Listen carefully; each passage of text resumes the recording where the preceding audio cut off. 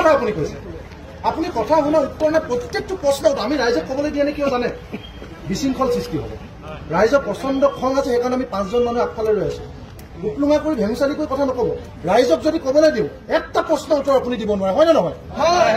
এতিয়া কাৰেণ্ট কিয় কাটিছে তেওঁ উত্তৰটো চবচমে ৰাস্তা পদূলি বেয়া তাৰমানে কাৰেণ্টটো বাছত যাব নে কি মেজিকত যাব নে পইচা চেভেনত যাব প্ৰশ্ন যদি উত্তৰ নিদিব বিধায়কৰ কাৰোবাৰ সূত্ৰলিপি হয় এনেকুৱা দালাল অফিচাৰ থাকিলে ইয়াত ৰাইজৰ সমস্যা সমাধান নহয় আপোনাৰ এটিটিউড মই অথনিৰ পৰা চাই আছো কথাখিনি সমস্যাখিনি কওক 10খন বিল আপোনাক দেখুৱাই দিব আপুনি কৈছে সৰু কথাৰ সমস্যা নাই সৰু কথাৰ সমস্যা হয় নে নহয় আপুনি কওক এইখিনি সৰু কথা নহয়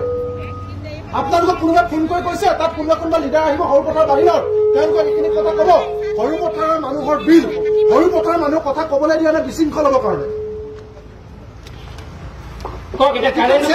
সমস্যা সমাধান লাগে দাদা মই অসমীয়া মানুহ এজন আপোনাক দাদা হিচাপে কৈছো সমস্যা সমাধান লাগে ৰেডিমেড প্ৰশ্ন উত্তৰ নিদিব এইখিনি প্ৰশ্ন উত্তৰ দিব